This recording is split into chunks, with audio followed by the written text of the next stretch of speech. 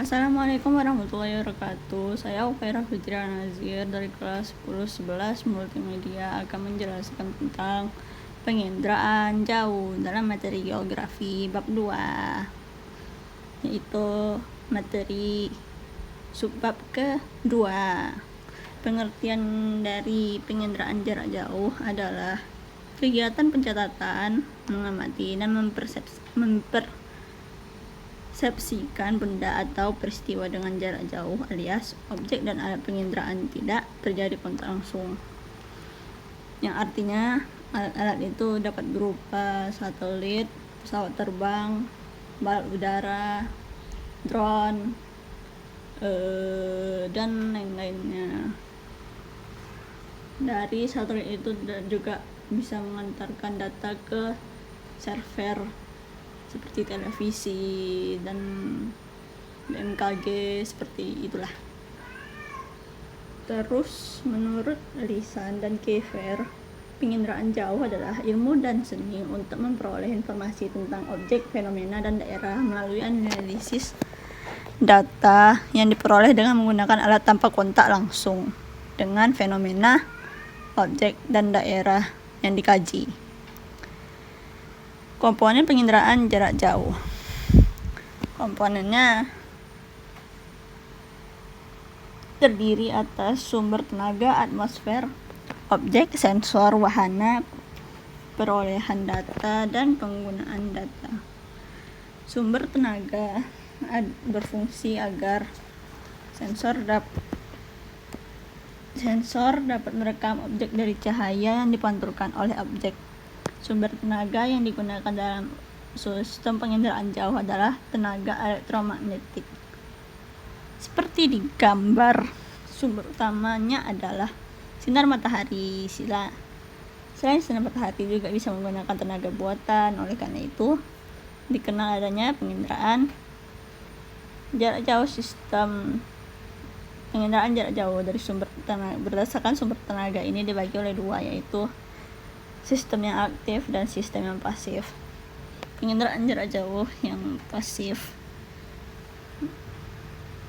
menggunakan sumber tenaga alamiah, yang ini matahari, atau melalui pantulan sinar matahari, sehingga perekamannya hanya dapat dilakukan pada siang hari dengan kondisi cuaca cerah atau tidak berawan. Jadi ketika ada badai atau angin atau daerah itu tertutup oleh awan, penggunaan sumber daya sistem pasif ini tidak bisa digunakan. Kedua, penginderaan jauh aktif. Penginderaan jauh aktif menggunakan sumber tenaga buatan dengan tenaga pancaran cahaya, sehingga memungkinkan perekaman dilakukan pada malam hari dan siang hari dengan berbagai kondisi cuaca, baik cerah maupun berawan, mau kejadiannya apa aja gitu. Jadi nggak ada gangguan dalam saat penginderaannya.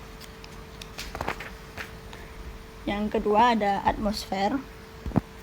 Atmosfer memiliki peran menghambat atau mengganggu tenaga sinar matahari yang datang melalui serapan, pantulan, dan hamburan. Atmosfer bersifat selektif terhadap panjang gelombang. Hambatan atmosfer ini disebabkan oleh debu, air, dan gas.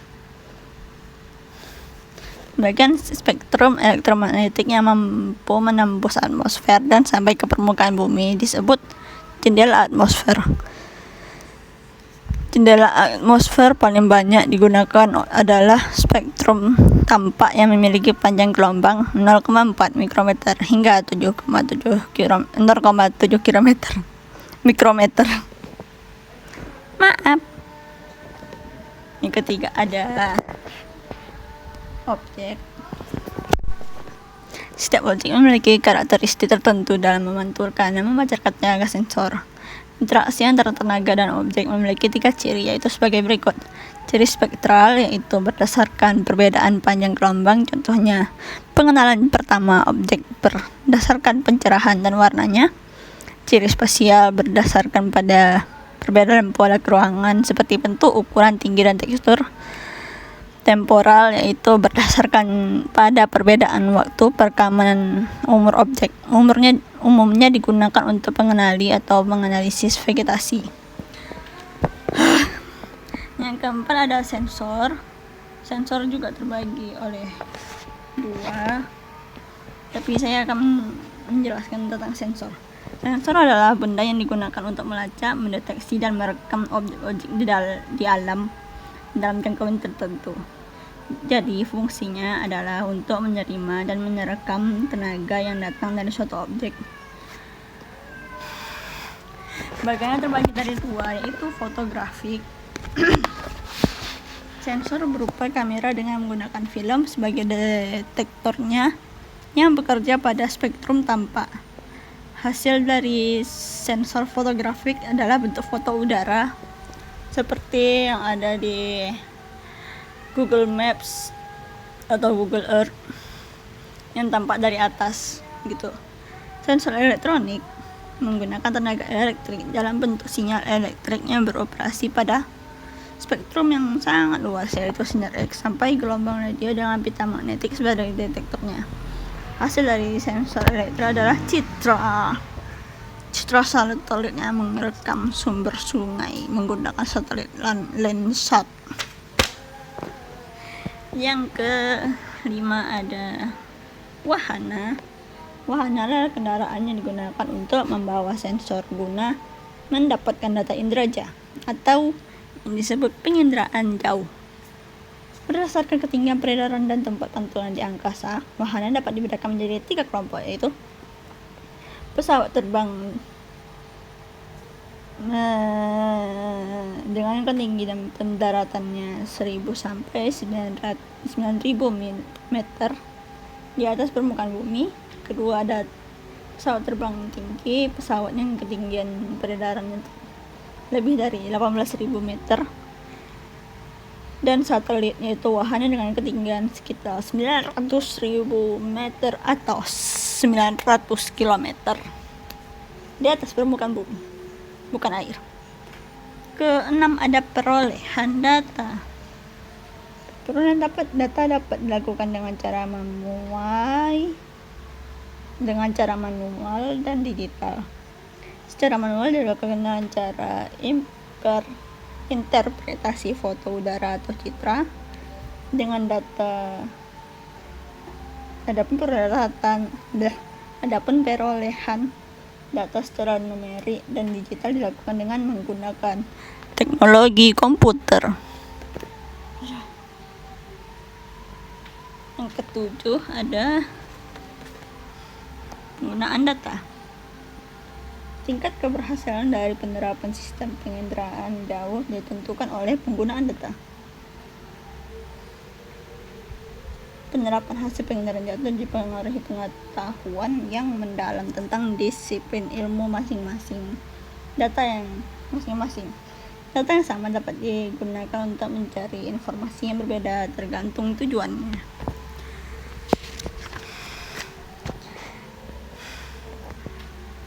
Jenis-jenis citra saya lanjutkan habis sholat.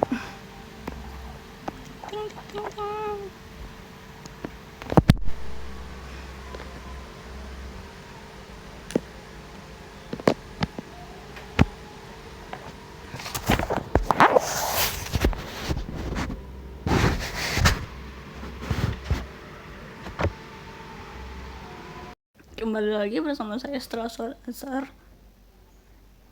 Penjelasan saya selanjutnya adalah jenis citra penginderaan jauh.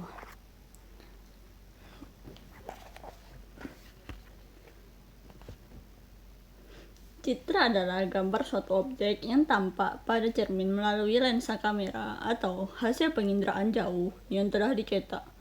Terdapat beberapa jenis citra penginderaan jauh, yaitu 1. Citra foto. Citra foto berupa potret objek di permukaan bumi berdasarkan spektrum elektromagnetik yang digunakan. Ada 4 jenis citra foto, yaitu 1. Foto pankromatik atau foto udara konvensional yang merekam seluruh spektrum cahaya tampak hingga objek yang terekam sesuai dengan kepekaan cahaya manusia. 2. Foto ortokromatik merekam spektrum yang didominasi warna biru dan sebagian hijau. Foto-foto ini biasa digunakan untuk merekam daerah perairan dangkal dan survei vegetasi.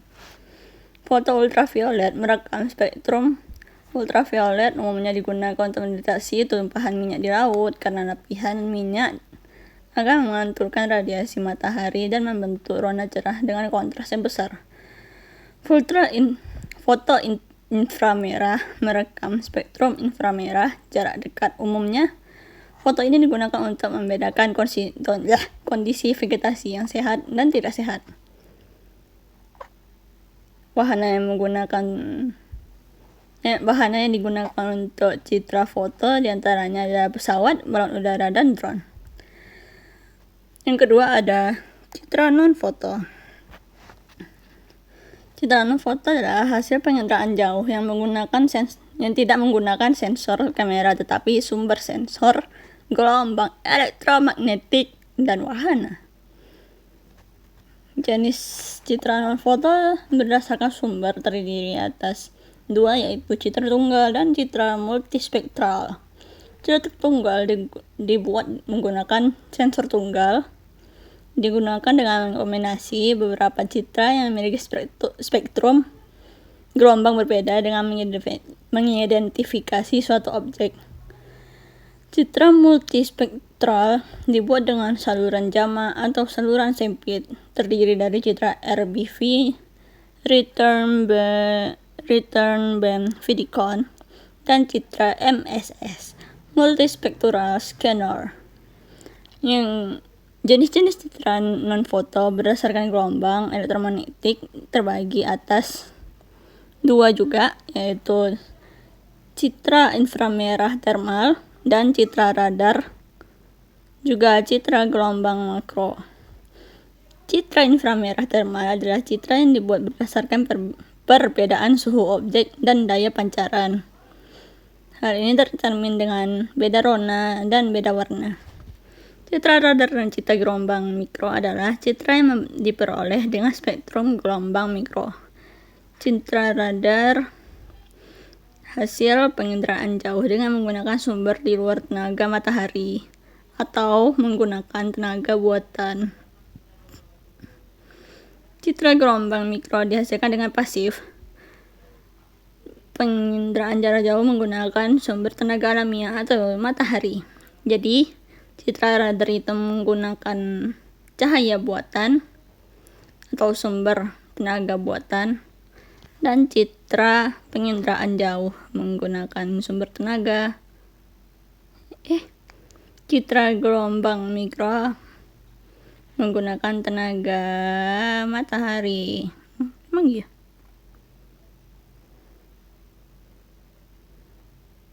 Ya, begitulah di buku.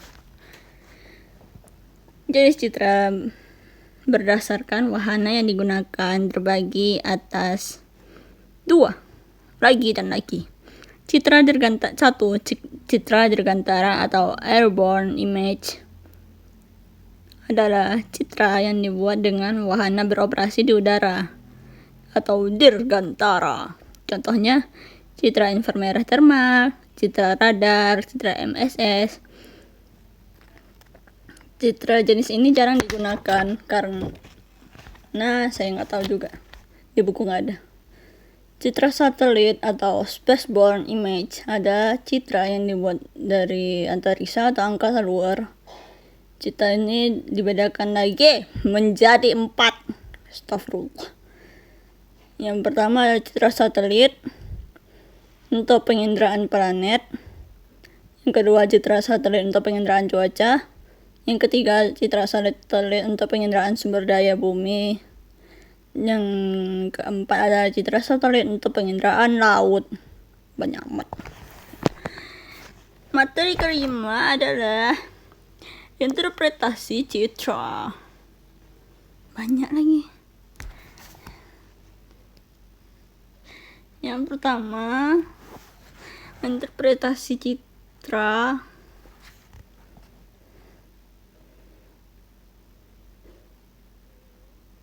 adalah suatu proses mengkaji foto udara atau citra penginderaan jauh dengan maksud untuk mengidentifikasi objek dan penilai arti pentingnya objek tersebut. Interpretasi citra penginderaan jauh terbagi atas 8 seperti yang saya lingkarin ini. Sangat banyak, bukan. Yang pertama ada bentuk. Bentuk atau gambar terdapat di dalam foto, udara, atau citra merupakan konfigurasi atau kerangka suatu objek. Bentuk merupakan ciri yang jelas sehingga ada banyak objek yang dapat dikenali hanya berdasarkan bentuknya, seperti bentuk objek gunung, objek gedung, atau bangunan sekolah, bentuk seperti ILU, ataupun bersegi panjang. Kalau di sekolah kita bentuknya seperti apa ya? Kayaknya O deh. Yang kedua ada ukuran.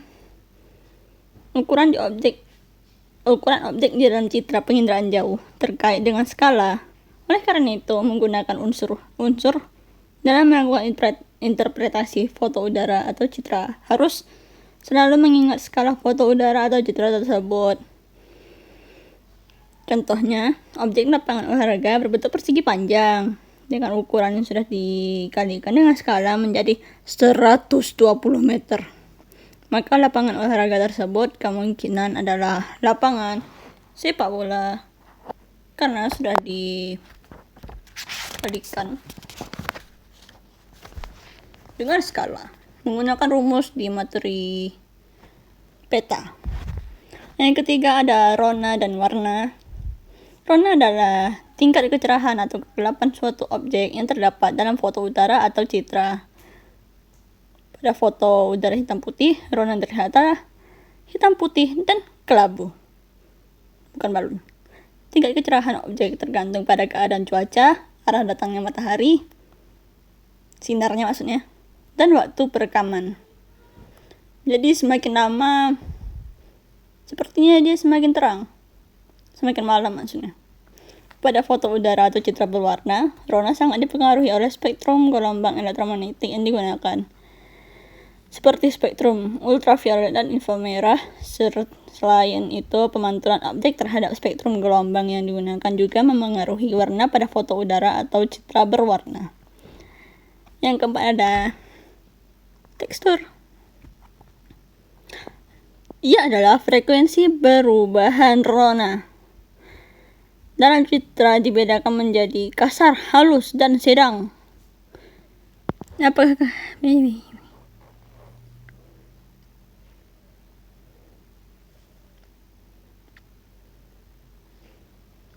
Ya, seperti itulah. Yang kelima ada bayangan. Bayangan objek dalam citra atau foto udara dapat menjelaskan arah mata angin. Karena arah mata angin dipengaruhi oleh arah datangnya sinar matahari. Objek yang terletak di daerah bayangan hanya tampak samar-samar atau bahkan tidak tampak sama sekali. Meskipun demikian, bayangan objek bisa menjadi kunci penting dalam interpretasi. Yang ke-7 belum. Yang ke-6 pola.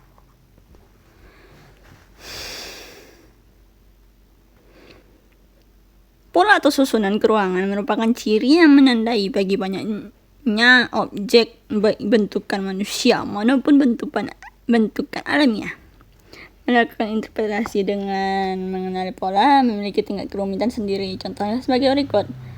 Tampak bangunan yang berada di pinggir jalan raya mengikuti bentuk jalan. Objek ini dapat dikenali dengan permukiman penduduk linear. Yang kedua ada objek perkebunan karet, kelapa sawit, dan kopi. Dapat dibedakan dengan objek hutan atau vegetasi lain dengan melihat pola tanaman yang teratur. Karena karet, kelapa sawit, dan kopi ditanam dalam bentuk hal yang rapi, dalam barisan yang rapi, jadi bisa terlihat dengan jelas. Sama juga dengan pohon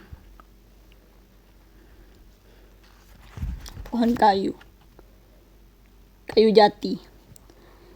Yang ke-7 ada situs. Situs mengacu pada letak suatu objek terhadap objek lain di sekitarnya. Contohnya sebagai berikut. Objek stadion lapangan sepak bola memiliki situs anak gawang dan podium. Objek sawah memiliki situs pematang. Situs bukan termasuk ciri objek secara langsung, melainkan berhubungan dengan lingkungan di sekitarnya.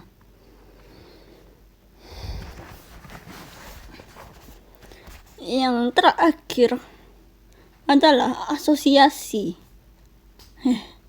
Asosiasi adalah keterkaitan antara objek yang satu dengan objek lainnya. Keterkaitan ini dapat digunakan sebagai petunjuk untuk mengenali objek lain.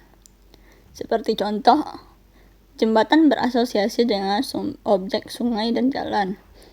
Gedung perkantoran berasosiasi dengan tempat parkir. Objek dermaga berasosiasi dengan sungai besar atau laut.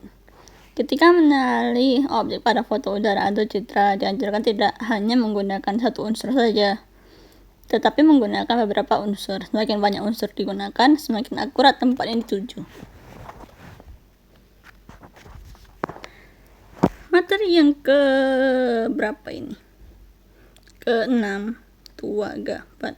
kelima, yaitu adalah langkah-langkah interpretasi citra indraja. Yang pertama ada deteksi, berupa kegiatan awal dari pengamatan objek interpretasi citra yang hendak dilakukan. Yang kedua ada identifikasi, mengenali objek yang diamati melalui pengambilan gambar citra. Yang ketiga analisis, menggabungkan serangkaian tahapan deteksi dan identifikasi. Dan terakhir, deduksi, menarik simpulan. Penarikan simpulan tidak dapat digunakan sekali, perlu pengamatan berulang-ulang kali. Materi terakhir, alhamdulillah, adalah manfaat penginderaan jauh. Penginderaan jauh memiliki banyak manfaat dalam kehidupan manusia. Ada 3 contoh manfaat dalam beberapa bidang, atau ada 3 bidang yang dapat sangat bermanfaat dalam penginderaan jauh. Bidang pertama adalah kelautan. This is that's it. Citra penginderaan jauh yang biasa digunakan untuk penelitian bidang kelautan antara lain SeaSat dan MOSS. Citra penginderaan jauh di bidang kelautan dimanfaatkan untuk pengamatan sifat fisik air, pengamatan pasang surut air laut, pengamatan gelombang laut, pengamatan perubahan garis pantai, abrasi, dan sedimen di pesisir. Bidang kedua adalah klimatologi atau bidang iklim dan cuaca. Biasanya peneliti menggunakan citra NOAA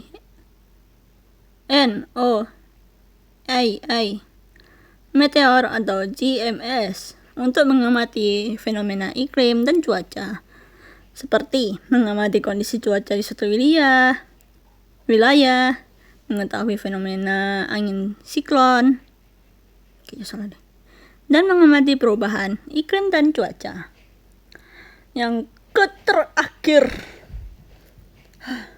di bidang sumber daya alam dan lingkungan. Citra penginderaan jauh yang digunakan untuk menganalisis sumber daya alam dan lingkungan antaranya adalah Landsat, Soyuz, dan SPOT. Manfaat penginderaan jauh di bidang sumber daya alam dan lingkungan diantaranya untuk membantu dalam pemetaan penggunaan lahan, mendeteksi lahan kritis, dan perencanaan pembangunan wilayah.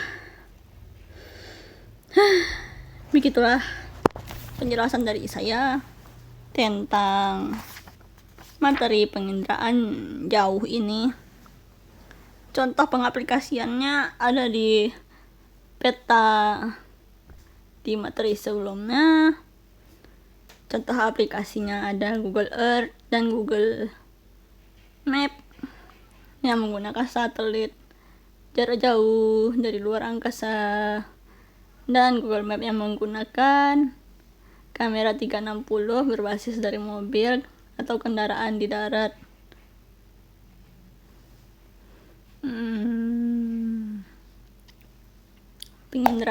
Kesimpulan dari penginderaan jauh ini adalah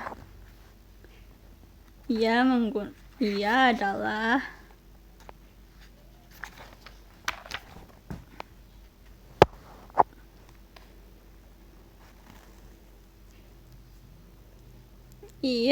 adalah teknik untuk merekam suatu benda, gejala, dan area dari jarak jauh tanpa kontak langsung atau bersinggungan dengan alat penginderaan jauh berupa sensor buatan.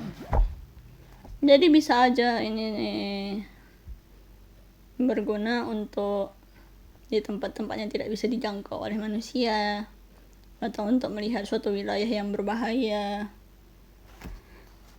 atau apapun itu, dengan syarat menggunakan alat bantu seperti drone. Drone biasa kan digunakan juga untuk melihat suatu wilayah, suatu daerah yang tidak bisa dilewati oleh manusia. Dan dia memiliki beberapa jenis citranya.